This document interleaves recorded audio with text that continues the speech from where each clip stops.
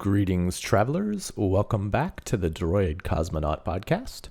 I'm your host, Alto, and today we're going to be speaking about Apex Legends, Warzone, Battlefield 2042, and fighting games. Let's get started.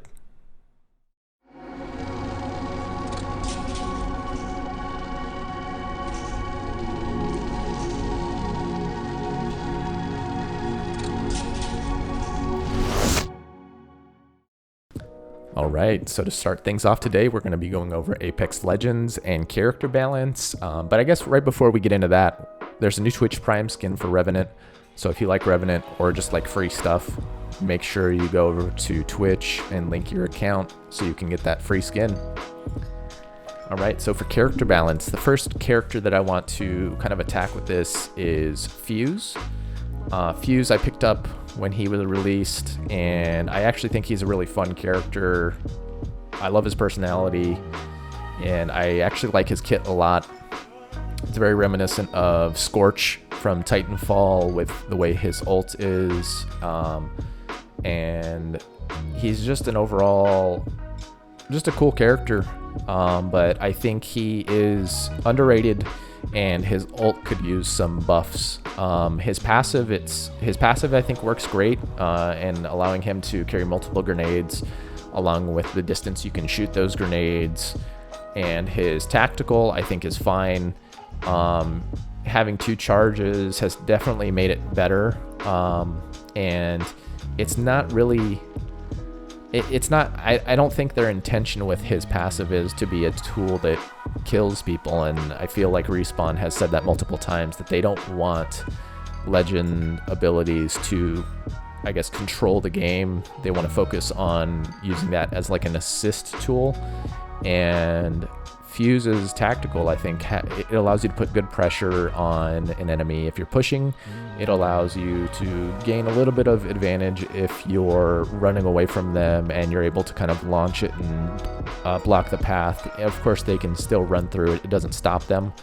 But maybe they could add like a little bit of a stun effect to it, or something that makes it feel a little bit more intense. Yeah, I feel like they could probably do some quality of life improvements on it. The speed that it comes out might be one, but where it's at right now, I don't think it's bad.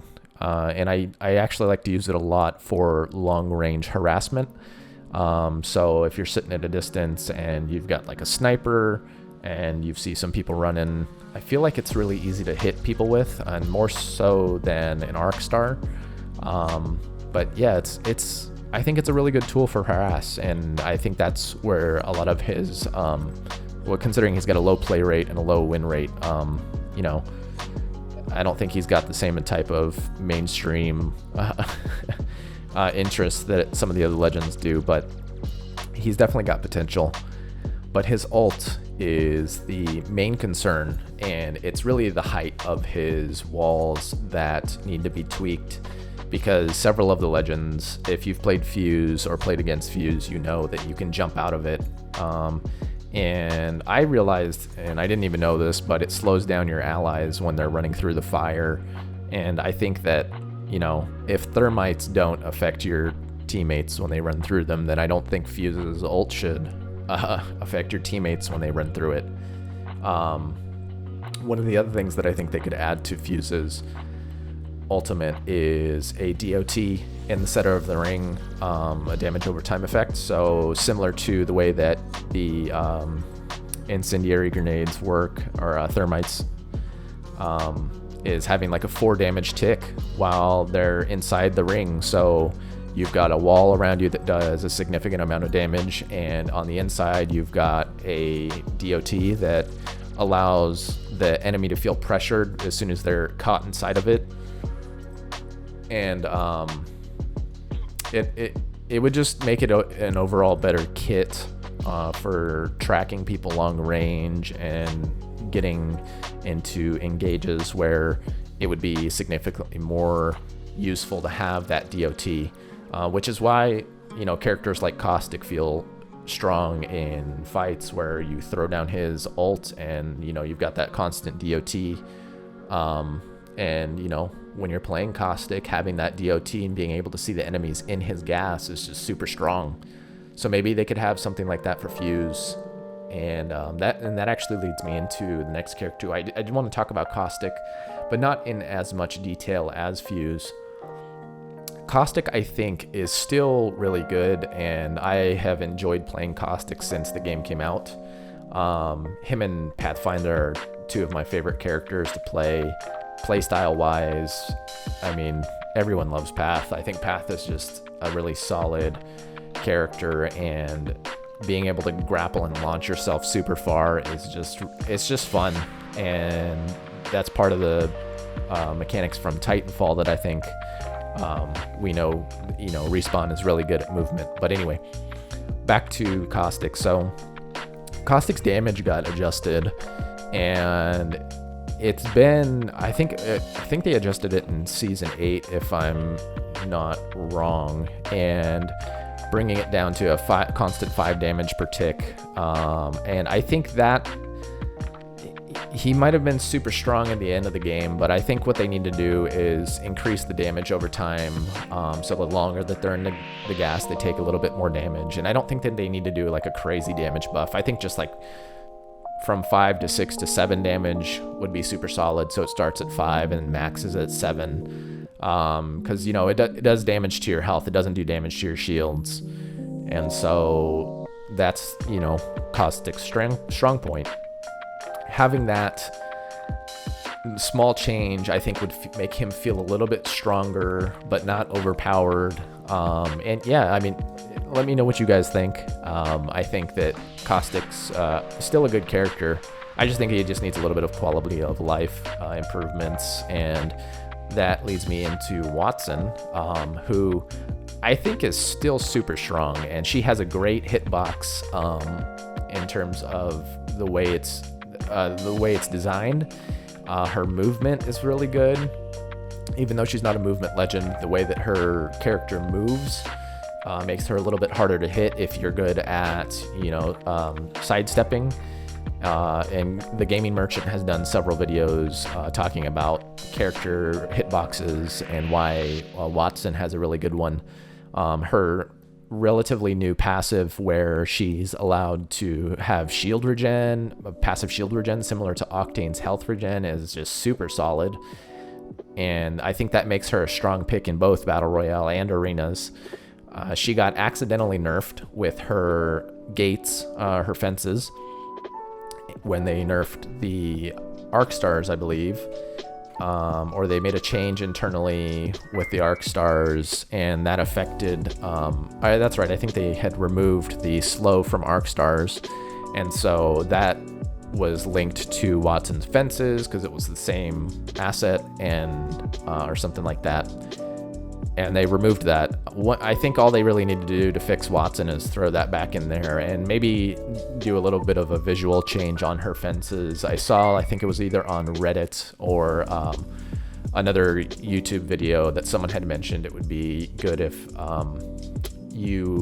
her fences weren't visible from long range, so you wouldn't know where she was. So say if you're ziplining up to a building and it's a really far zip line, you can see where her fences are, so it's likely that you're just going to be able to dodge it. But if you can't see them, then it would be, you know, it would just be really solid. So if you're coming up to the zip line and say you get to like 25, 30 feet, then you can see them, and you have to kind of think about what you're doing. I'm sure that in itself would present challenges for Respawn, and maybe they might not do something like that. But if they can just add or fix the slow effect for her fences, she would be really solid again. And I like I said, I don't think she's bad by any means. I think she's still more than playable, especially since she's got a great ult. Her passive is fantastic, and she still gets the instant ultimate accelerant buff. So I mean, if you got that, you can throw down your ult, it gets destroyed, throw down another one. But yeah, super solid character.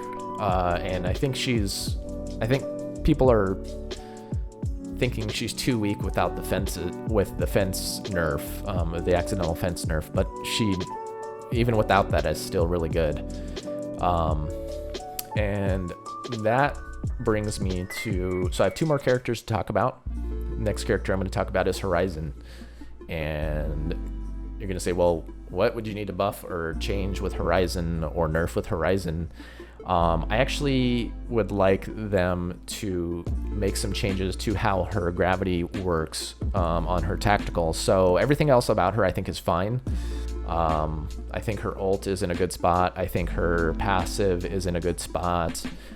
I just want them to, and tell me if you think this is wrong, excuse me, but I would like them to remove the ability for her to hover completely and increase the speed at which she rises in the tactical, because right now with playing Horizon, I feel that using her tactical mid-fight puts you at a disadvantage because of how slow it is, and sitting at the top of it and using that as a sniping point for a maximum of 2 seconds, I really don't think is the power play. I think she moves so slow that anyone who has great tracking or in an open area is going to be able to shoot you right out of it.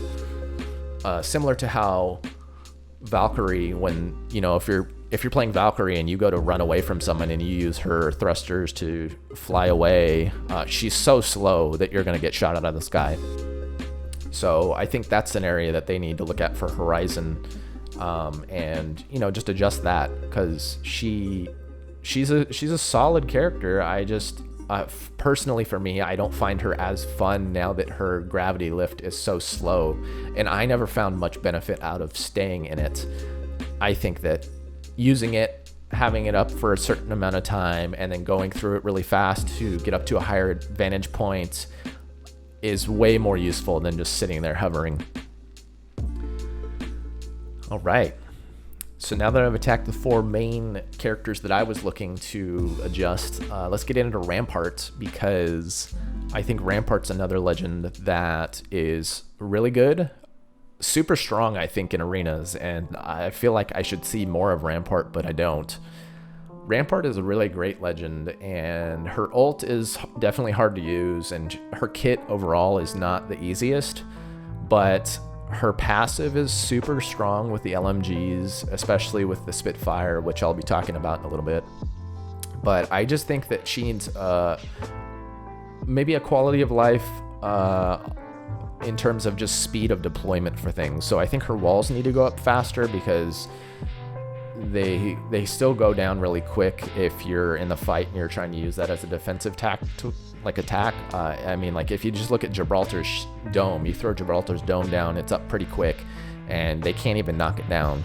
Rampart walls, it's specifically directional, so you throw it down, and of course you can shoot past the shields at the top of it, but once you throw it down, I think it's like 45 damage or maybe 55 damage to take it down.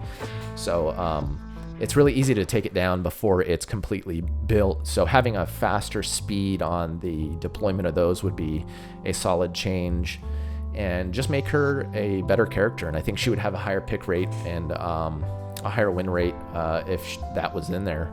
But yeah, I mean, if you haven't played her in arenas, I think she's really solid and just really good for arenas. She gets, I think, 3 walls, which is more than enough to last you the entire match, depending on how, the entire round, I mean. But yeah, and using her with the L-Star at the beginning of the game, absolutely amazing. And then going into the Spitfire, if you have LMG challenges, I feel like I have LMG challenges every week with the Battle Pass. It's either LMG or shotgun challenges for me, and every once in a while a sniper challenge thrown in here. But but yeah, Rampart's just strong. Few quality of life changes make her way better, and it's just that speed. All right, next. So as I mentioned, the Spitfire. Spitfire I think is still super strong, and I think almost everyone agrees that it's strong. I don't think it's as strong as it was, but I'm sure if they tweaked something else about it, maybe the recoil or the damage, maybe they can bring that damage down and adjust the headshot multiplier on it. As the nature of the weapon, it's supposed to be able to shoot forever. So having a purple mag or a gold mag on it and being able to shoot, whatever, 55 or 50 shots, makes it really strong because you can just keep blasting at them. But it's just really, it is strong, and I think that it would affect console players more if they adjusted the recoil pattern, because I don't know if you've seen the videos regarding PC and how PC players avoid recoil because of how the system works in Apex, but they just shake their mouse in like micro movements where they shake the mouse back and forth really quickly, and that eliminates the recoil on almost every weapon, as long as you can shake the controller at the same speed as the weapon shoots. So weapons like the R99 are a little bit harder to do that with, but the Flatline, the R301, super easy to just beam people with, and Spitfire as well. So maybe they'll have to target the damage on that one, but we'll see. I'd like to see what they do, and I'd actually like to see more weapons added into the game. I would love to see the car. That's been rumored that the car is going to be added for a while now. It was one of my favorite guns in Titanfall 2, so I definitely would like to see it. And one more weapon that I'd like to speak about is the bow, the Bocek bow. So I think when the Bocek came out, it was super strong, and everyone agrees. Almost everyone agrees, unless you were using it, and that was the way you were getting kills. That gun is so strong, and it's practically silent. So I think maybe one of the areas that they could look into adjusting with that, now that they've adjusted the damage, I think it's in maybe an okay spot with the damage. Maybe they could knock it down 5 more points, because it really is just a better it's just a better marksman rifle than any of the other weapons in the game, if you can find it and get ammo. Of course, it has a lower spawn rate than other weapons, and the ammo doesn't respawn as frequently, or it doesn't spawn as frequently as other weapons do, but you can pick up your arrows if you get a kill with it, going up to their crate and pick up those arrows, or if they go into a wall, wherever they land, you can go and pick them up, as long as it's not like lava. So the bow itself, I think, is still really strong. I would like to see them change or increase the sound of it to make it a little bit more audible. I know it's a bow, so bows really don't make that much sound, but I think to give it a little bit of a better audio cue when you're being shot at a closer range might make it a little bit easier to deal with, because it also has almost no, I mean, it's basically hit scan. And unless you're at like a significantly long range, like I want like 400 or 350 meters or something like that, but it still feels really strong, and I hate going against it in arenas, because I feel like once you get hit by it, you just keep getting hit by it. You can't poke around when someone's got a bow and they're pressuring you. But we'll see what they do with that as well, and I'd like them to make some changes. So just to kind of recap what I've talked about so far, Fuse, ult change, I think they need to buff his ults. Caustic needs to have a little bit of a damage increase on his gas. Watson, bring the slow back to her fences, because everything else about her is really solid, in my opinion. Horizon, I think they should remove the ability to float and change it with a speed, like buff the speed of how fast she goes up in the grav lift, and how anyone who interacts with it should have that same speed. And then Rampart, she needs to have her fences deploy faster. And now I wanted to talk a little bit about ranked and RP gain, because I know that's a topic with the pros. I'm by no means a pro, and I don't advertise myself as that, but I feel like I do play pretty well. My gamer tag on Xbox is AltoVF. If you ever want to hit me up, or check out my stats, whatever you want to do. Almost every season that ranked's been, I think the first season that ranked was out, I had gold, and then every season since then, the highest I've hit is plat. I've never gone higher than plat 4, just because I don't have the time to put into it once I get to that rank, because you lose 36 per entry, and I feel like I'm not at the level where I can go and slay every single game, but I do have good games, and I have a positive KD, so I feel like I do relatively well, but not enough that I can get through plat through each season. Maybe if I had a little bit more time to dedicate, I'd probably be okay. But I only play for an hour or two, at most 5 days a week. And even with that, I'm not always playing ranked since arenas are a thing. So I don't have as much time as I'd like to dedicate to that. And so I ranked RP gain. I know that some of the pros were talking about placement as a way to get RP and removing kill points from it, but I think having kill points is really important and helps keep the game active instead of campy. I think assists are very important for lower skilled players or players who can't commit to get a kill. I think that allowing players to rank because they can get assists is important. I know there's issues with people boosting, but I think that some players are better at other things, and so you might have someone who knows how to rotate really well, but they can't finish someone off. So there's benefits and downsides to having assist points, but I think assist points are very important. Kill points are very important, and placement points are also very important. I really don't know what they can do to change ranked. I just think that they need to work on eliminating hackers and cheaters on the PC side of things. I feel like I haven't run across anyone on the Xbox or PlayStation side of thing, but maybe I just haven't recognized it. Like I said, I'm on Xbox when I play, so I feel like I don't see this, but we'll see what they do. I have a feeling that rank's going to get some changes in Season 10,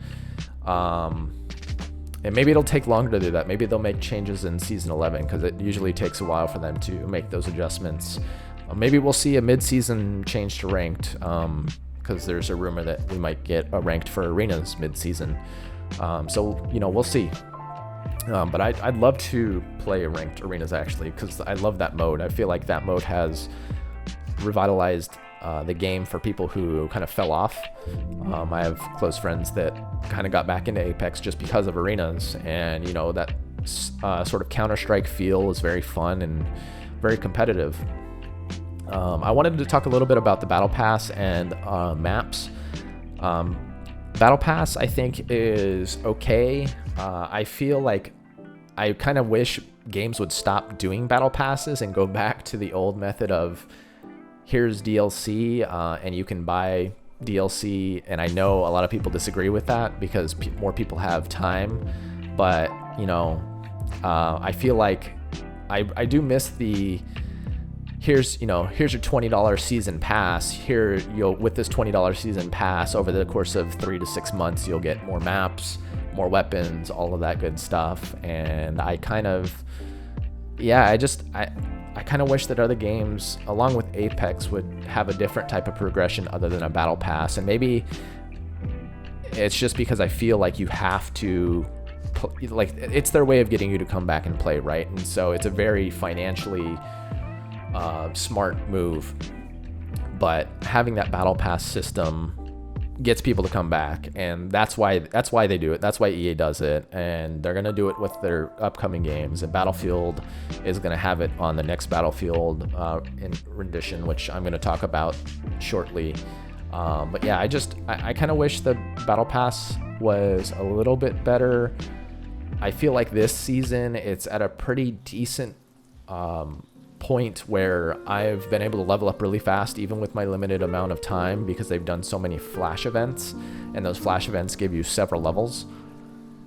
But yeah, I just really wanted to complain about battle passes. I didn't really have much to say that was good about them. I don't like them, and I'd like to see someone come up with a change for that and set a new standard, because I'm tired of having so many games with battle passes where I feel like I have to go and play absolutely everyone. Like sometimes I just want to focus on one game and get good at that game and then move on to another game. But a first world problem, I guess. And so let's move on to maps. So I actually like World's Edge, and I'm glad World's Edge is in the rotation right now. But I would like to see another map. I would actually prefer if they added a new map each season, and then they would have rotation with every map thrown in there. I don't have too much to say on maps. I just like to see new maps from them.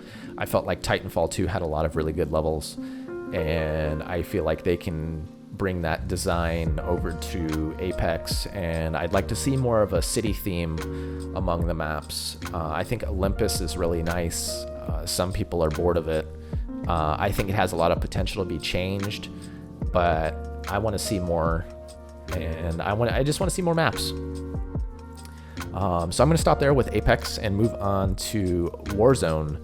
Call of Duty Warzone. So I got really hooked on Call of Duty again when Modern Warfare 2019 came out. I was really big into the original COD 4 Modern Warfare, and I think I talked about that on the last episode. If you haven't watched it or haven't listened to it, please go check it out, and you can hear my nervous voice. I'm still nervous doing this. This is still super new to me, so hoping to get better as we go on. But yeah, Modern Warfare 2019 I thought was really solid when it came out. I actually loved the changes that they did to it, and it was definitely one of the more controversial Call of Duty games because it left the old recipe, and they worked really hard on the animation of the game. And you can tell, I mean, the details in that game are absolutely amazing. It's, to me, one of the best Call of Duties to come out in recent years, since Modern Warfare 2, actually. And I'm looking forward to see what Infinity Ward does with Modern Warfare 2, to see what changes and what additions they bring to the game. But in the meantime, I actually wanted to talk about the Cold War integration and actually how I'm disappointed with it. I think that the Cold War integration has made the game a little bit less fun for me. I really enjoyed a lot of the Modern Warfare elements that were in the game, and now that they've brought in the 1980s Cold War feel, like right now I think they're doing the 1984 event for like the movie characters, and I think it's cool to have all of these characters, but the game itself, I felt, was really nice when it was in the Modern Warfare state, and I kind of wish they would have kept that as a live service game where it was strictly Modern Warfare, and then Cold War could be its own thing, because I believe they use a different engine in Cold War, and there's certain things about the Cold War weapons that really throw me off compared to the Modern Warfare weapons, and that's like the perspective when you're holding a Cold War weapon in Warzone versus a weapon from Modern Warfare. Your character holds it a little bit differently, it's angled a little bit differently, and I feel like the animation quality is not quite there. The weapons also look a little bit different, and when you're looking down anything that's not an iron sight, it's super snappy. Like even just a red dot, when you're looking through a weapon on a Modern Warfare, when you're looking through a reticle on a Modern Warfare weapon, regardless of what reticle it is, it's a very smooth animation going into that, and I'm sure that a lot of the hardcore COD players from the Black Ops side love the snappier motions that are with the Cold War weapons, because you can do, quick scoping and all of that stuff, and you can still do it with the Modern Warfare stuff, but it's a different feel. And so it's just total different game feel, and I kind of wish that they just didn't do that integration. I think Cold War is good in its own aspects, but I think it's a different type of Call of Duty game, and Infinity Ward, for me, set the bar really high with the Modern Warfare 2019, and they finally changed the recipe a little bit to make it more interesting, and then Cold War kind of came and brought back what the recipe was before Modern Warfare 2019 and sort of revived that. And so I'm interested to see what they do with the Call of Duty franchise. I know we get a new game each year, so we'll see what what the game is this year, or if they even release one. But yeah, I've lost a lot of interest in Warzone, and I still like to play it every now and then. Solos for Warzone specifically, and then I like to hop into the multiplayer on Modern Warfare. But solos, I mean, if you're looking to play a horror game, solos on Warzone is definitely a heart-pounding horror game in its own category. But yeah, and so this episode really is focused more around shooters. And I said we're going to talk about fighting games, but we'll get there. That's going to be a shorter segment, but I wanted to move on to the best announcement so far this week, and that's Battlefield 2042. And I am so excited for Battlefield 2042. That game looks absolutely amazing. We had the reveal trailer today at 8 a.m. PST. It was so good. It's 5 minutes long. I feel like they showed a lot of good stuff, a lot of throwbacks to Battlefield 2, Battlefield 3 and 4. They got rid of I feel like they got rid of the stuff that people didn't like with Battlefield 5. And it just looks like it's going to be really amazing. There's going to be a gameplay reveal on Sunday the 13th. The game is set to release on October 22nd, 2021. And there's going to be beta access with pre-orders, or if you have EA Play, or if you have Game Pass, which means you have access to EA Play, you'll have access to an early open beta. So keep your eyes peeled for that. It's going to be super amazing. And I feel like I'm hyping it up, but I mean, I want people to play it. I love the Battlefield franchise, and I want more people to play. And I think that Battlefield 2042 is going to be, I think it's going to be the game that puts it back on top. I know there's always kind of been a war between Call of Duty and Battlefield, or at least there was when I was, in the Xbox 360 days. I felt like it was like, no, Call of Duty's better, Battlefield's better, Call of Duty is better, Battlefield's better. I think Battlefield overall is, it's always been a better game, but Call of Duty is a very fun game. So there's different parts to each game that make them both good. Personally, I really love Battlefield, and I am really excited to see what DICE is doing with it. They've got tons of developers working on this version, so I'm sure they're going to have a way better plan. It looks like they're already doing a lot better with it than they were with Battlefield 5. And they've hired on some really good team members, someone who was working on Modern Warfare when Warzone's live service started. So I feel like they're going to have a way better live service model. They did, Jack Frags did a video where he talks about this, and I'll link his video in the description below. But Jack Frags has a great video where he talks about all of the changes that are coming to Battlefield 2042.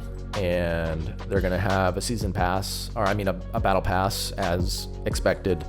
And I think it was, I can't remember off the top of my head. So his video will be in the description below. Jack Frags is amazing. I'm sure everyone knows him. And if you don't, go check him out. But I doubt you'd be coming to my channel first before you'd be going to Jack's. So yeah. But yeah, Battlefield 2042, it's actually right around the corner, and we'll see more gameplay stuff for it on the 13th, and I'm sure that we'll have some more videos from other creators that show more on Battlefield 2042 that have been able to play the game early, or at least see the game early, since they'll have the restrictions lifted. But yeah, I really am just excited about that game, and I don't think you have to pre-order it, but if you have Game Pass or you have EA Play, definitely be on the lookout for the open beta, and get in there and play it once it comes out and get all that testing in. And that way we can provide feedback to DICE and they can make the changes, because I feel like they are trying to be a little bit more consumer friendly, even if it is EA. And they're trying to understand their fan base, and I think this game really does show that they do, or they are better understanding their fans. But yeah, and so let's go ahead and move on to the last topic: fighting games. So, fighting games. I was really big on Street Fighter 4 when Street Fighter 4 came out, and it got me into playing fighting games. Locally, but not on a big format, not pro or anything in those, at that level. No, nothing with Daigo or any of that stuff, or Tokido, but I think Street Fighter 4 was, you know, the first game to get me into fighting games, really into them. And I played every rendition of Street Fighter 4 all the way up until A 2012, whatever the last edition was, that was like a mile long name. And then Street Fighter 5 came out, and I started with it, and I just couldn't keep up with Street Fighter 5. It's, you know, my favorite character in Street Fighter 4 by the end of its lifespan was Dudley. And you can still hop on Street Fighter 4 and play, but it's just, Dudley was a really solid character for me, and I really grew to love playing Dudley. And it was around the same time I started watching Hajime no Ippo. So that whole, you know, the boxing anime, and then Dudley, and he was just a really cool character for me. And him not being included with Street Fighter 5 for me was very disappointing. Ono-san wasn't doing the character direction or anything like that with Street Fighter 5, because I believe he retired when that game came out, and someone else took the reins. So, I mean, maybe that explains why they didn't include Dudley, or maybe the new fighting system in Street Fighter 5 is why they didn't include Dudley. But I miss that he's not in the game, and I'm hoping that while they're still announced that they're supporting Street Fighter 5, I'm hoping that we get something from Capcom in the event of a new Street Fighter game, or another edition of Street Fighter 5 where they just bring the cast that's left over from Street Fighter 4 into the game, because I really would love to pick it up again, but I just don't have any characters that I am that interested in. But yeah, and one other fighting game I really wanted to just give a quick shout out to is Guilty Gear. Guilty Gear's got a new game coming out on the 11th for PC and PlayStation, Guilty Gear Strive. And that, if you like hand-drawn anime fighting, Guilty Gear Strive is like easily the most beautiful Guilty Gear game ever to come out from Axis or Arc Systems. Arc System Works, Axis, I don't remember which one it is. I think it's Arc System Works or Axis. They might be the same. The same company that did Blaze Blue. And I'd love to see another one of those games, but I don't think we'll get anything from Blaze Blue. But Guilty Gear Strive, man, that game looks solid, and I hope that game is as good as it looks, and I'm ready to dust off the fighting or the arcade sticks so I can play that game again. I'm definitely looking forward to picking it up, and maybe do some videos on Guilty Gear. I love the combo system from those games, and I was never really big into the old Guilty Gear games. I started on Blaze Blue and then moved over to Guilty Gear for a little while, and I did like that DBZ Fighter Z, or DB Fighter Z game that came out, but I felt it was a little too simple. I love the more technical combos, because it feels like once you learn a really technical combo in those games that you've really like learned a skill, and it's really good. So I'd like to see, I'd like to play it, and I'm hoping to pick it up as soon as it comes out and dust off the fighting stick and, you know, get back into fighting games. I think fighting games are super fun, and I love the competitive aspect of it.